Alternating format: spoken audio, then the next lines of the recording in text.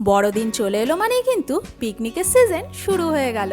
আর পিকনিকে মাছ মাংসের সাথে যেটা কম্পালসারি সবজি সেটা হচ্ছে আমাদের এই বাঁধাকপি। তাই বাড়ির ছাদের পিকনিকে নিজেরাই রাঁধুনি হয়ে থাকো, চাই বাড়িতে কোনো গেস্টই আসুক, বাড়ির বাঁধাকপির মধ্যে যদি সেই পিকনিকের স্বাদ পেতে চাও তবে দেখে নাও আজকের এই রেসিপিটা। হ্যালো বন্ধুরা, আশা করি সকলে খুব ভালো আছো। আহারে বিহারেতে পিকনিক স্টাইল বাঁধাকপি পর্বে তোমাদেরকে স্বাগত। তার জন্য আমি নিয়ে নিয়েছিলাম এখানে একখানা মিডিয়াম সাইজের বাঁধাকপি। আর এই পুরো বাঁধাকপিটাই কিন্তু আজ আমি রান্নাতে ব্যবহার করব। পিকনিক স্টাইল বাঁধাকপি রান্নার জন্য কোটা থেকে বাটা প্রত্যেকটা জিনিসই কিন্তু আজ আমি এখানে পুঙ্খানুপুঙ্খভাবে দেখাবো। প্রথমে বাঁধাকপিটাকে 4 টুকরো করে কেটে নিচ্ছি। পুরো বাঁধাকপিটা আমি এই কারণেই ব্যবহার করছি, যেহেতু আজ আমরা এখানে পিকনিক স্টাইল রান্না করছি, আর তাতে একটু পরিমাণটা বেশি না নিলে কিন্তু সেই স্বাদটা আসবে না। অল্প পরিমাণ বাঁধাকপিতে সেই স্বাদ পাওয়া যাবে না, তার জন্যই আজ আমি এখানে পুরোটা ব্যবহার করছি। আর বাঁধাকপির যে বড় বড় পাতাগুলো সেটা আমি রেখে দিচ্ছি আমাদের বাড়িতে যে মিষ্টি চচ্চড়ি হয়, যেটার ভিডিও আমি অলরেডি আগে শেয়ার করেছি, তাতে ব্যবহার করব বলে। এরপর বাঁধাকপিটাকে বাঁধাকপির একটা টুকরোকে মাঝ বরাবর কেটে নিয়ে এইভাবে বাঁধাকপিটাকে রাফলি দেখো একটু মোটা মোটা আর এইভাবে বড় বড় স্লাইস করে টুকরো করে নেব, যাকে বলে রাফলি চপ। জেনারেলি আমরা বাড়ির বাঁধাকপি একটু মিহি করে কুচিয়ে থাকি, ফাইনলি চপড করে থাকি, সেটা কিন্তু পিকনিক স্টাইল বাঁধাকপিতে হবে না। ঠিক যেরকম রাঁধুনি ঠাকুররা খুব তাড়াহুড়োর মধ্যে সবজিটা ঝটপট করে কেটে নেয়, আমিও কিন্তু এখানে বাঁধাকপিটা সেইভাবে রাফলি খুব স্পিডে কেটে নিয়েছিলাম। আর মাঝের যে মোটা সাদা অংশটা সেটা কিন্তু আমি বাদ দিয়ে দিয়েছি। ঠিক এইভাবে দেখো লম্বা লম্বা আর একটু মোটা মোটা করে বাঁধাকপিটা কিন্তু এখানে টুকরো করে নিতে হবে। এরপর এটাকে জাস্ট একটুখানি ভাপিয়ে নেওয়ার জন্য আমি গ্যাসে বসিয়ে দিচ্ছি একটা বড় ডেকচির মধ্যে পরিমাণ মতো জল, আর তাতে দিয়ে দিচ্ছি আন্দাজ মতো সামান্য একটুখানি লবণ। এটাকে চাপা দিয়ে একটুখানি গরম হতে দেবো, আর ততক্ষণে আমি বাকি বাঁধাকপিটাও কেটে নেব। আর বাঁধাকপিটা কাটতে কাটতেই তোমাদেরকে বলে দিই আজকের ভিডিওর জন্য টিপস। বন্ধুরা, রান্নাঘরে বাসনের পোড়া দাগ তুলতে চাল ধোয়া জল কিন্তু ভীষণই উপকারী। তবে ওই জলের মধ্যে মিশিয়ে নিতে হবে কয়েক চামচ মতো লেবুর রস, কারণ চাল ধোয়া জলের মধ্যে থাকা স্টার্চ আর লেবুর রসের মধ্যে থাকা সাইট্রিক অ্যাসিড, এই দুটো কিন্তু বাসনের জেদি দাগ তুলতে ভীষণই সাহায্য করে। পুরো বাঁধাকপিটাই কিন্তু আমি এখানে দেখো টুকরো করে কেটে নিয়েছি। আর বাঁধাকপিটা যেহেতু আমি অলরেডি আগের থেকে ধুয়ে পরিষ্কার করে নিয়েছিলাম, তাই এটা আমি আর ধোবো না। আর এইভাবেই দেখো লম্বা লম্বা আর একটু মোটা মোটা করে টুকরো করে নিয়েছি। এই কাটাটা কিন্তু ভীষণই ইম্পর্টেন্ট, এই কাটিংয়ের উপরে রান্নাটার টেস্টও কিন্তু অনেকটাই নির্ভর করে। অন্যদিকে জলটাও আমাদের একটুখানি গরম হয়ে এসছে, খুব বেশি জলটা আমি ফোটাইনি, তাতে দিয়ে দিলাম বাঁধাকপিটা। আর সেটাকে দিয়েও ভালো করে বাঁধাকপিটা একটু হাতে করে ডুবিয়ে দেবো, যাতে সমস্ত বাঁধাকপিটাই ভালোভাবে ডুবে যায়। যা ঠান্ডা পড়েছে তাতে গরম জলটা হাতে নিলেও কিছুই বোঝা যাচ্ছে না। এরপর এটাকে চাপা দিয়ে হতে দেবো জাস্ট 5 থেকে 7 মিনিটের জন্য। ততক্ষণে আমি অন্যদিকে নিয়ে নিয়েছি 4টে মতো আলু। আর এই আলুগুলোও কিন্তু আজ আমি কেটে নেবো একদম পিকনিক স্টাইলে। আলুর খোসা কিন্তু আজ আমি এখানে ছাড়াবো না। আর আলুগুলোকে একটু বড় বড় ডুমো ডুমো টুকরো করে কেটে নেব।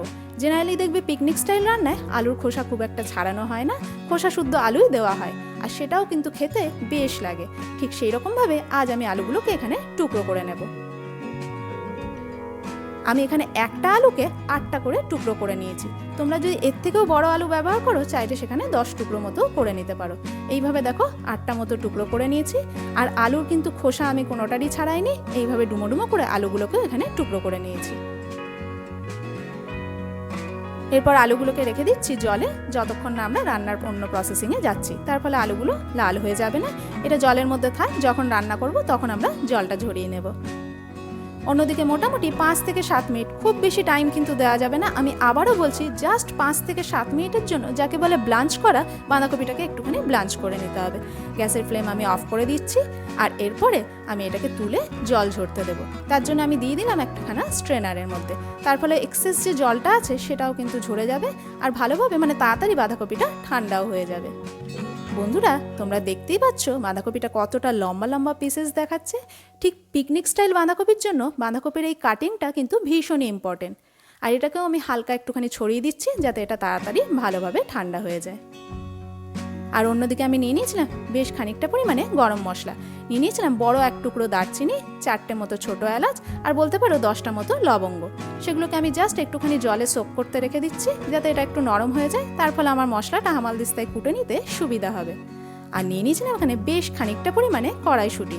বাঁধাকপি রান্না করছি, তাও আবার পিকনিক স্টাইল, তাও আবার শীতকালে, তাই কড়াইশুঁটি ছাড়া তা হয়। তাই নিয়ে নিয়েছিলাম বেশ খানিকটা কড়াইশুঁটি। তবে কড়াইশুঁটিটা কিন্তু আমার একদম ফ্রেশ কড়াইশুঁটি ছিল, ওটা কিন্তু ব্লাঞ্চ করা ছিল না। আর এখানে নিয়ে নিয়েছি বেশ খানিকটা পরিমাণে আদা আর কাঁচা লঙ্কা। ঝালটা অবশ্য তোমরা নিজেদের স্বাদ মতো নিতে পারো। আমি এখানে বলতে পারো মোটামুটি 1 ইঞ্চি সাইজের একটা আদা নিয়েছিলাম, যেটাকে আমি একটু গোল গোল টুকরো করে কেটে নিয়েছি।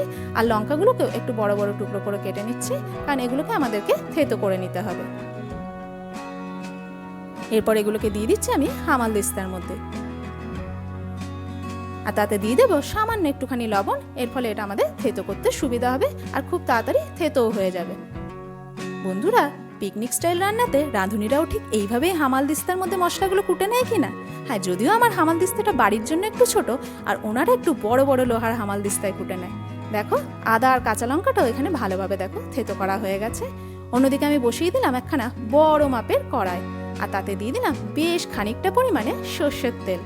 সর্ষের তেলের পরিমাণটা কিন্তু অবশ্যই এখানে একটু বেশিই ব্যবহার করতে হবে, কোনো রকম কার্পণ্য করলে চলবে না, তাহলে কিন্তু পিকনিক স্টাইল বাঁধাকপি হবে না। আর তার মধ্যে দিয়ে দিলাম বেশ কিছু ফোড়ন। নিয়ে নিয়েছিলাম 2খানা মতো তেজপাতা, 3টে মতো গোটা শুকনো লঙ্কা, যার ডাঁটিও আমি কিন্তু ছাড়াইনি, আর 1 চা চামচ হচ্ছে একটু বেশি 5 ফোড়ন। কারণ পিকনিক স্টাইল রান্নায় দেখেছি শুকনো লঙ্কার মধ্যে ডাঁটিগুলোও দেওয়া থাকে। সেটা ফোড়নটা কিন্তু আমাদের এখানে একটু ভাজা ভাজা করে নিতে হবে।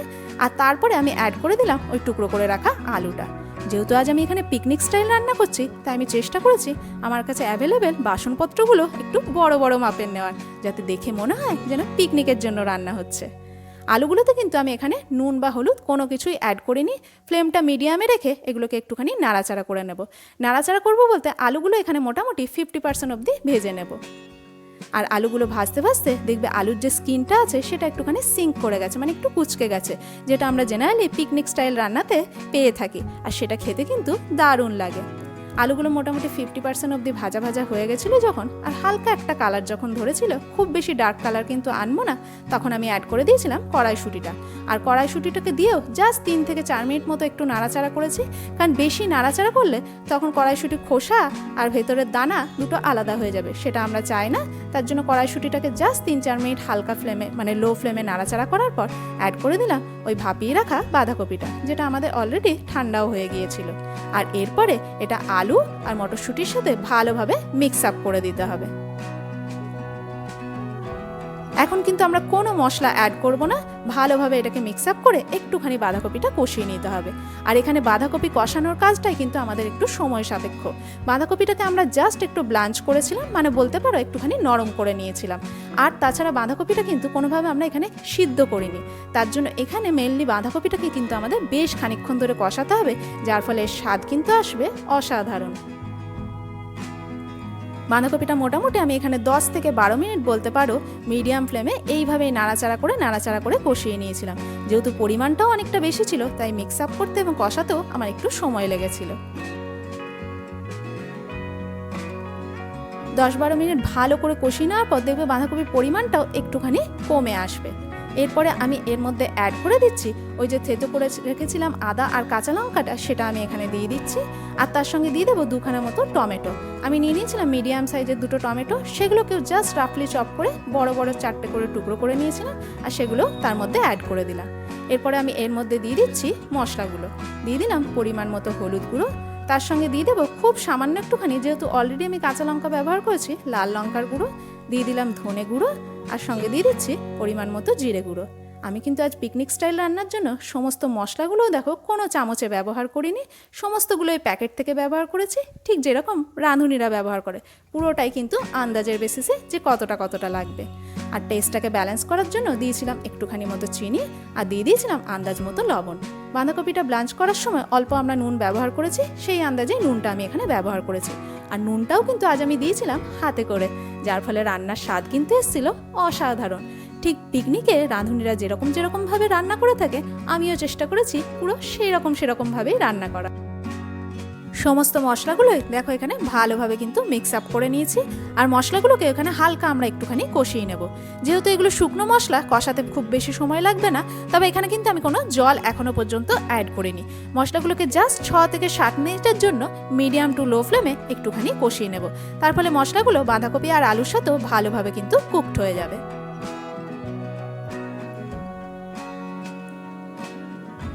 মশলা কষাতে কষাতেই কিন্তু দেখো আলুগুলো ম্যাক্সিমামটাই কিন্তু এখানে সিদ্ধ হয়ে গেছে। মোটামুটি দেখো আলু সুন্দরভাবে খুন্তির সাহায্যে কেটে যাচ্ছে, কিন্তু আলুগুলো ম্যাক্সিমামটা সিদ্ধ হলো।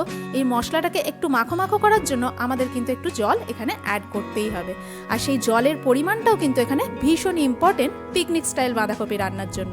অলরেডি যেহেতু আমাদের সবজিগুলো পুরোটাই ব্লাঞ্চ, মানে বাঁধাকপিটা ব্লাঞ্চ হয়ে আছে, আলুটাও সিদ্ধ হয়ে গেছে, কড়াইশুঁটি হতেও বেশি সময় লাগে না, আর মশলা যেগুলো ব্যবহার করেছি সেটাও কষানো হয়েছে, গুঁড়ো মশলা খুব একটা বেশি সময় লাগবে না। তাই জলের পরিমাণটা অবশ্যই কিন্তু এখানে খুব পরিমিত দিতে হবে।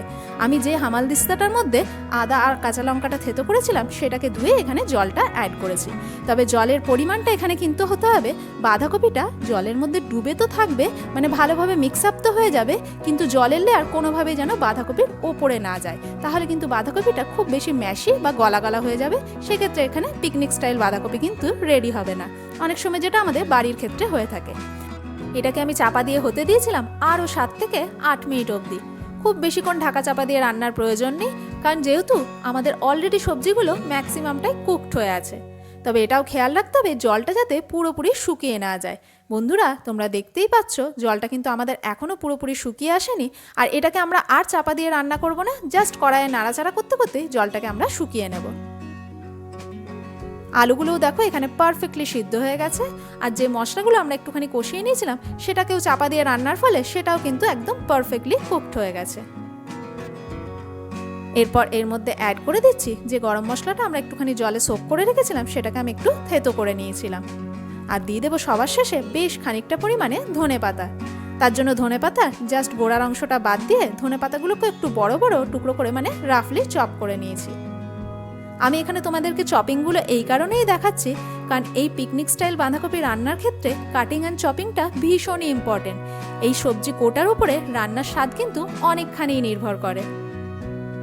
ধনেপাতাটা সবার শেষে অ্যাড করার জন্য ধনেপাতার গন্ধটা কিন্তু রান্নার শেষ অবধি একদম ইনট্যাক্ট থাকবে। এটাকে দিয়েও ভালো করে মিশিয়ে মোটামুটি আরও 5 মিনিট আমি একদম লো ফ্লেমে এটাকে হতে দিয়েছিলাম, মানে একটুখানি নাড়াচাড়া করে নিয়েছিলাম যাতে জলটা ভালোভাবে শুকিয়ে আসে। তবে এটাও খেয়াল রাখতে হবে জলটা শুকাতে শুকাতে বাঁধাকপিটা যেন একেবারে ড্রাই না হয়ে যায়, মশলাটার মধ্যে যেন একখানা মাখো মাখো ভাব থাকে।